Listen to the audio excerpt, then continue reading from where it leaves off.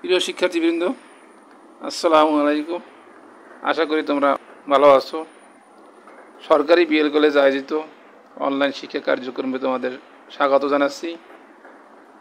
আমি মোহাম্মদ মহিউদ্দিন মিয়া, সহযোগী অধ্যাপক প্রাণীবিদ্যা, সরকারি বিএল কলেজ খুলনা। আজকের আমরা প্রাণীবিদ্যা বিষয়ের মাস্টার্স শেষ বর্ষের মৎস্য গ্রুপের aquaculture and fisheries harvesting technology course থেকে preparation of pond in pisciculture or preparation of carp nursery pond নিয়ে আমরা আলোচনা করব। প্রথমে আমরা এই পুকুর প্রস্তুতির ধাপগুলো নিয়ে আলোচনা করি। পুকুর প্রস্তুতি অর্থাৎ নার্সারি পুকুর প্রস্তুতিতে 10টা ধাপ অনুসরণ করা হয়, যার মধ্যে প্রথম ধাপ হচ্ছে রাক্ষসে ও আগাছা রাক্ষসে মাছ ও আমাশা দূর করা। 2 নম্বর ধাপ হচ্ছে আগাছা দূরীকরণ। 3 নম্বর পুকুর মেরামত ও স্থান পুকুর মেরামত ও চাষ দেওয়া। 4 নম্বর চুন প্রয়োগ। 5 নম্বর পুনঃপ্রাপ্তি চুক্তি, সার প্রয়োগ। 7 নম্বর পানিতে খাদ্য পর্যবেক্ষণ। 8 নম্বরে পানির বিষাক্ততা পরীক্ষা। 9 নম্বর জলজ পোকামাকড় দমন। 10 নম্বরে জাল ও হররা টানা। এবার শিক্ষার্থীবৃন্দ, এখন আমরা এই ধাপগুলো নিয়ে আলোচনা করতে চাই। রাক্ষসী মাছ ও আমাশা দূর করা। পুকুর তৈরির সময় সমস্ত রাক্ষসী মাছ ও আমাশা সরিয়ে ফেলতে হবে, কারণ রাক্ষসী মাছ চাষকৃত মাছের রেণু বা পোনা খেয়ে ফেলে, আমাশা চাষকৃত মাছের রেণু বা পোনার খাদ্য নষ্ট করে। এখানে আমরা রাক্ষসী মাছ বলতে বুঝি যে সমস্ত বড় বড় মাছ অন্যান্য মাছের পোনা খেয়ে ফেলে, তাদের বলা হয় রাক্ষসী মাছ, যেমন শোল, গজার, টাকি, বোয়াল ইত্যাদি। আর আমাশা হচ্ছে যে সমস্ত মাছ অন্য মাছের পোনা খায় না, কিন্তু মাছের খাদ্যে ভাগ বসায়। এগুলো হচ্ছে মলা, চেলা, পুঁটি ইত্যাদি। উভয় ধরনের মাছ পুকুরে রোগ জীবাণু বিস্তার ঘটাতে সহায়ক হয়। রাক্ষসী মাছ বা আমাশা দূর করার জন্য নিম্নের যে কোনো একটি পদ্ধতির সহায়তা নেওয়া যেতে পারে। 1 নম্বর জাল টানা। এক্ষেত্রে রাক্ষসী মাছ ও আমাশা সম্পূর্ণ দূর করা যায় না, তবে অল্প খরচে করা যায়। বিশেষ করে মজুত পুকুরে মাছ চাষের ক্ষেত্রে ও চারা পুকুরে মাছ চাষের ক্ষেত্রে পুকুর প্রস্তুতিতে স্বল্প খরচে এই জাল টানা প্রক্রিয়া রাক্ষসী এবং আমাশা দূর করা যায়। তারপরে পদ্ধতি হচ্ছে পুকুর শুকানো। পোকামাকড়, রাক্ষসী ও আমাশা মাছ মারার জন্য পুকুর শুকানো সবচেয়ে ভালো পদ্ধতি। পুকুর শুকানোর পর কড়া রোদে পুকুর তলা ফাটল ধরাতে হবে। কাজটি ফেব্রুয়ারি-মার্চ মাসে করলে খরচ কম হয়। পুকুর শুকানোর পর ভাঙ্গা পার মেরামত করতে হবে। তলার অতিরিক্ত কাদা বা প্যাক তুলে ফেলতে হবে। পুকুরের উপর বড় গাছের ডালপালা থাকলে তা কেটে ফেলতে হবে। অনেক সময় বিভিন্ন কারণে পুকুর শুকানো সম্ভব হয় না, তখন অন্য বিকল্প পদ্ধতিগুলো ব্যবহার করতে হয়। এই স্লাইডটিতে আমরা একটা আতুর পুকুর বা নার্সারি পন্ড দেখতে পাচ্ছি।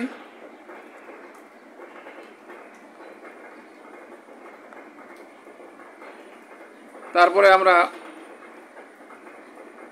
প্রতি বছর পুকুর শুকানো নার্সারির জন্য উপকারী। তারপরের পদ্ধতি হচ্ছে বিষ প্রয়োগ। বিষ প্রয়োগের মাধ্যমে রাক্ষসী মাছ ও আমাশা দূর করা যায়। পুকুর শুকানো সম্ভব না হলে নিম্নোক্ত উপায়ে বিষ প্রয়োগে রাক্ষসী মাছ ও আমাশা মেরে ফেলতে হবে। রোটেনন পাউডার প্রয়োগের মাধ্যমে। রোটেনন হচ্ছে ডেরিস গাছের মূল থেকে তৈরি এক ধরনের পাউডার, যা দেখতে বাদামি রঙের রোটেনন প্রয়োগে মাছ মারা গেলে সে মাছ খাওয়া যায়। চিংড়ি এবং অন্যান্য রোটেনন প্রয়োগ করলে মাছ মারা গেলেও চিংড়ি এবং অন্যান্য জলজ কীটপতঙ্গ মরে না। ব্যবহার মাত্রা। বাজারে দুই ধরনের ক্ষমতার রোটেনন পাওয়া যায়, যেমন 9.1% এবং 7% শক্তি সম্পন্ন রোটেনন। রোটাননের মাত্রা তার শক্তির উপর নির্ভর করে। সারণী 1 বিভিন্ন শক্তিসম্পন্ন রোটাননের শতাংশ প্রতি মাত্রা 9.1%, শতাংশ প্রতি 30 সেন্টিমিটার গভীরতার জন্য 16 থেকে 18 গ্রাম, আর 7% ক্ষমতাসম্পন্ন রোটাননের 18 থেকে 25 গ্রাম প্রয়োগ করতে হয়।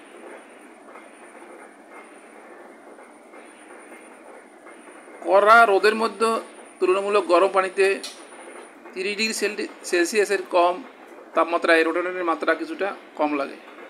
আবার তুলনামূলকভাবে ঠান্ডা পানিতে 25 ডিগ্রি সেলসিয়াসের চাইতে কম তাপমাত্রায় রোটাননের মাত্রা বেশি লাগে।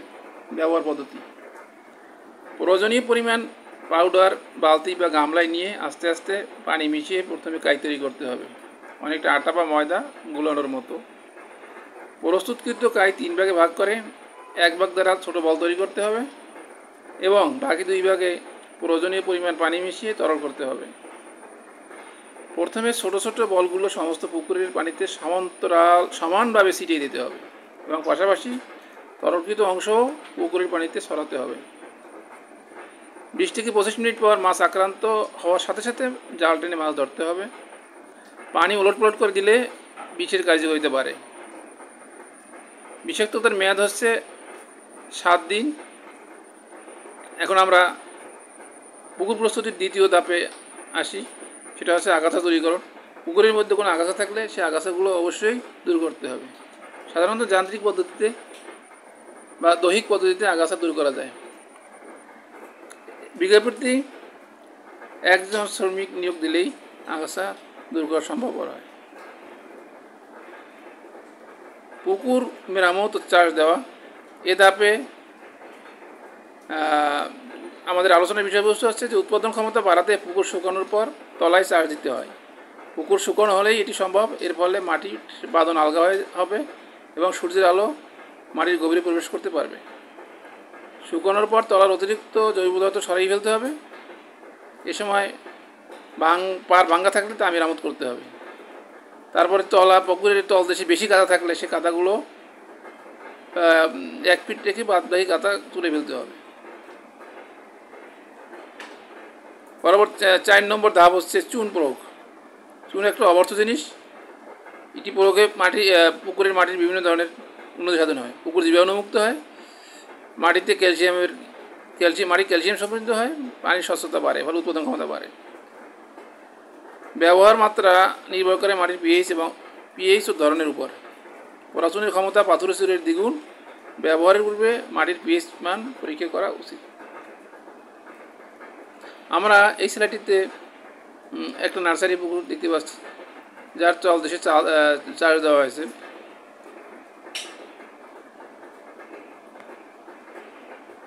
তারপরে পুকুরে চুন ব্যবহারের মাত্রা একটা সারণী দেওয়া আছে।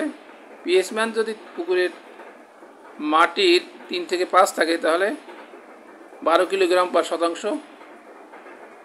কলিচুন, পাথরের চুন, আর কলিচুন হচ্ছে 6 কিলো পার শতাংশ। 5 থেকে 6-এর মধ্যে পিএইচ মান থাকলে 8 কিলো পার শতাংশ পাথরের চুন এবং কলিচুন হচ্ছে 4 কেজি পার শতাংশ। 6 থেকে 7-এর মধ্যে থাকলে 4 কিলো পার শতাংশ পাথরের চুন, 2 কিলো পার শতাংশ পরাচুন। বাংলাদেশের দক্ষিণাংশে যেহেতু পিএইচ মান 7-এর উপরে থাকে, 7 থেকে 8 বা 9 থাকে, এক্ষেত্রে শতাংশ প্রতি 1 কেজি হারে কলিচুন প্রয়োগ করতে হবে। ব্যবহার পদ্ধতি: পুকুর তৈরির সময় প্রয়োজনীয় চুন একটি বস্তার মধ্যে ভালোভাবে গুঁড়ো করে অথবা মাটির চাইতে গুলে নিতে হবে। তারপর প্রয়োজনীয় চুন পারসহ সমস্ত পুকুরে সমানভাবে ছিটিয়ে দিতে হবে। ব্যবহারের সময় চাষ দেওয়ার 2-3 দিন অথবা বিষ প্রয়োগের 7-8 দিন পর। সতর্কতা: প্লাস্টিক বা অ্যালুমিনিয়ামের পাত্রে চুন গোলানো যাবে না। চুন ব্যবহারের সময় নাক মুখ গামছা দিয়ে বেঁধে নিতে হবে এবং বাতাসের অনুকূলে ছিটাতে হবে। পোড়াচুন ও কলিচুন অত্যন্ত ক্ষারীয়। এটি ব্যবহারে পিএইচ দ্রুত বৃদ্ধি পায়। শুকনো পুকুরে উহা ব্যবহার করা নিরাপদ। পানির খারত্ব ও খরতা 20 মিলিগ্রাম পার লিটার এবং পিএইচ মান 7-এর কম থাকলে পাথরের চুন বা ডলোমাইট ব্যবহার করা যেতে পারে। প্রিয় শিক্ষার্থীবৃন্দ, এখন আমরা মাটির পিএইচ পরীক্ষা পদ্ধতি নিয়ে আলোচনা করব। পুকুর থেকে 20 গ্রাম মাটি নিয়ে খুব ভালোভাবে শুকাতে হবে। তারপর তা গুঁড়ো করে 0.85 মিলিমিটার সাইজের 20 মিলিলিটার পরিশুদ্ধ দ্রবণ তৈরি করতে হবে। 20 মিলিলিটার পরিশুদ্ধ পানিতে রেখে খুব ভালোভাবে নেড়ে 24 ঘন্টা রেখে দিতে হবে। পরদিন সকালে পিএইচ কাগজ দিয়ে পিএইচ মান মাপতে হবে। এখন এই স্লাইডটিতে যে আমরা ছবি দেখতে পাচ্ছি, সেখানে একটা পুকুরে চুন প্রয়োগ করা হয়েছে। সেই চুনের যে আমরা রঙটা আমরা দেখতে পাচ্ছি। 5 নম্বর ধাপ হচ্ছে আতুর পুকুর প্রস্তুতি। 5 নম্বর ধাপ হচ্ছে পোনা প্রাপ্তির চুক্তি। এতক্ষণে আমরা রাক্ষসী মাছ, অবাঞ্ছিত মাছ দূর করলাম, আগাছা দূর করলাম, পুকুরে চুন প্রয়োগ করলাম, এখন পার মেরামত করলাম। এখন আমাদের যে ধাপ হচ্ছে পোনা প্রাপ্তির চুক্তি, অর্থাৎ কাজগুলো করার পর বসে থাকলে চলবে না। অবশ্যই পোনা সরবরাহকারী প্রতিষ্ঠানের সঙ্গে পোনা প্রাপ্তির জন্য চুক্তি সম্পাদন করতে হবে। পুকুরে সার প্রয়োগের 3 থেকে 8 দিনের মধ্যে ফাইটোপ্লাঙ্কটন, 5 থেকে 10 দিনের মধ্যে রোটিভার, 8 থেকে 14 দিনের মধ্যে ক্যালাডোসেরা এবং 12 থেকে 20 দিনের মধ্যে কপিপুরের উৎপাদন সর্বোচ্চ সীমায় থাকে। রেণুর জন্য যেহেতু রোটিভার জাতীয় খাদ্য দরকার, তাই রেণু সরবরাহের সম্ভাব্য সময় জেনে পুকুরে সার দিলে সবচেয়ে ভালো উৎপাদন পাওয়া যায়। এখন আমরা পুকুরের 6 নম্বর ধাপ যেটা, সেটা হচ্ছে চুন প্রয়োগের পরেই পোনা প্রাপ্তি চুক্তি করতে হবে। তারপরে পুকুরে সার প্রয়োগ করতে হবে। কেননা পুকুরে সার প্রয়োগ করলেই প্রাকৃতিক খাদ্য উৎপাদন হবে। নির্দিষ্ট সময় পরে প্রাকৃতিক খাদ্য উৎপাদন হবে। পুকুরে সার প্রয়োগ 2 ধরনের সার পুকুরে ব্যবহৃত হতে পারে, যেমন জৈব সার। সরাসরি জুওপ্লাঙ্কটন ও ব্যাকটেরিয়া খাদ্য হিসাবে গ্রহণ করে। প্রিয় শিক্ষার্থীবৃন্দ, আমরা জানলাম যে সার 2 ধরনের, একটা হচ্ছে জৈব সার এবং অজৈব সার। জৈব সার সরাসরি জুওপ্লাঙ্কটন এবং ব্যাকটেরিয়া খাদ্য হিসাবে গ্রহণ করে। অজৈব পুষ্টি পানিতে মুক্ত করে ফাইটোপ্লাঙ্কটনের উৎপাদন, যা ফাইটোপ্লাঙ্কটনের জন্য ভালো। তবে পুকুর প্রস্তুত করলে হাঁস মুরগির বিষটা ও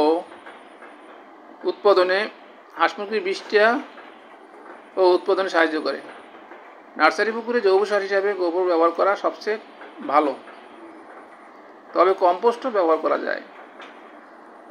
অজৈব সার প্রাথমিকভাবে পুকুরে ফাইটোপ্লাঙ্কটন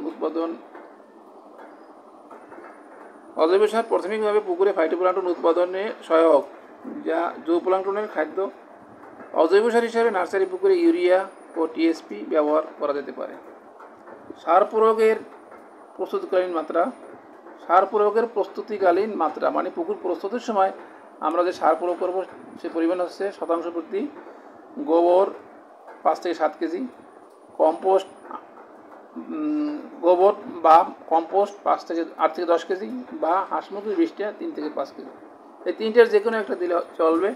যেটা সহজলভ্য সেটা দেওয়া যেতে পারে। যারা গরু প্রতিপালন করেন তারা গোবর দিতে পারেন, যারা হাঁস মুরগি প্রতিপালন করেন তারা হাঁস মুরগির বিষটা দিতে পারেন। ইউরিয়া শতাংশ প্রতি 100 থেকে 150 গ্রাম, টিএসপি 50 থেকে 75 গ্রাম দেওয়া যেতে পারে। এখন আমরা এই সার দেওয়ার ব্যবহার পদ্ধতি। শুকনো পুকুরের সমস্ত অংশে প্রয়োজনীয় জৈব সার সমানভাবে মাটির সঙ্গে মিশিয়ে দিতে হবে। প্রয়োজনে এর সাথে কিছু সরষের খৈল হাফ কিলো পার শতক মিশিয়ে দেওয়া যায়। পানি ভরাটের পর অজৈব সার পানিতে গুলে পুকুরে ছিটিয়ে দিতে হবে।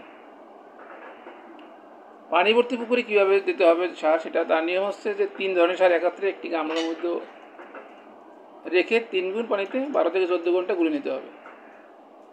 গুলানো মিশ্র সার সমস্ত পুকুরে সমানভাবে ছিটিয়ে দিতে হবে। এক্ষেত্রে টিএসপি এবং গোবর সন্ধ্যায় ভিজিয়ে রাখতে হয়। সকালে এর সঙ্গে ইউরিয়া মিলিয়ে সারা পুকুরে ছিটিয়ে দিতে হয়।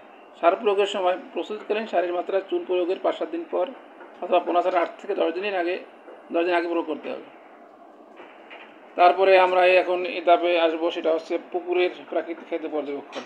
পোনা ছাড়ার আগে পুকুরের প্রাকৃতিক খাদ্য পর্যবেক্ষণ করতে হবে। রেণু মজুদের আগেই পুকুরের প্রাকৃতিক খাদ্য পরীক্ষা করা উচিত। পুকুরের পানির রং হবে লালচে সবুজ বা বাদামি সবুজ বা হালকা সবুজ। গোলা সবুজ তামাটে রং বা স্বচ্ছ পানি নার্সারির জন্য ভালো নয়। নার্সারির জন্য রোটিফারের আদর্শ ঘনত্ব আছে 2 থেকে 3 মিলিলিটার পার 2 থেকে 3 মিলিগ্রাম পার 100 গ্রাম পানি। তাই সর্বাগ্রে নিজের চোখে দেখতে হবে যা পানির রং ঠিক আছে কিনা। যদি দেখা যায় যে পানির রং ঠিক আছে তবেই পানিতে পরিমিত খাদ্য আছে বুঝতে হবে। নিম্নোক্ত পদ্ধতিতে পুকুরের প্রাকৃতিক খাদ্য যাচাই করা যায়, সেটা সেকিডিক্সের মাধ্যমে। সেকিডিক্স কি এখন আমরা জানি যে সেকিডিক্স হচ্ছে একটি আদর্শ লোহার থালা, এর ব্যাস 20 সেন্টিমিটার। থালার গোড়া থেকে একটা 5 থেকে 6 ফুট লম্বা 3টে রং বিশিষ্ট একটা শক্ত সুতা বাঁধা থাকে। থালার গোড়া থেকে সুতার প্রথম অংশটির রং হলো লাল, দ্বিতীয় অংশের রং সবুজ, লাল অর্থাৎ 20 সেন্টিমিটার পর্যন্ত, তৃতীয় অংশের রং অর্থাৎ পরবর্তী 10 সেন্টিমিটার সবুজ রঙের, এবং হাতে ধরার সর্বশেষ অংশের রং সাদা। ব্যবহার পদ্ধতি: সুতার লাল অংশের যে কোনো বিন্দু পর্যন্ত ডুবানোর পর থালাটির সাদা অংশ দেখা না গেলে ঘন সবুজ পানিতে বুঝতে হবে যে পুকুরে অতিরিক্ত খাদ্য আছে। তবে পানি গোলা থাকলেও এই অবস্থা হতে পারে। এই অবস্থায় রেণু ছাড়া সার ও সম্পূরক খাদ্য প্রয়োগ করা যাবে না। অর্থাৎ এটা কিছুদিন অপেক্ষা পানিতে 2 নম্বর, পানিতে সুতা সবুজ অংশের যে কোনো বিন্দু পর্যন্ত ডোবানোর পর থালার সাদা অংশ দেখা না গেলে বুঝতে হবে যে পুকুরে পরিমিত খাবার আছে।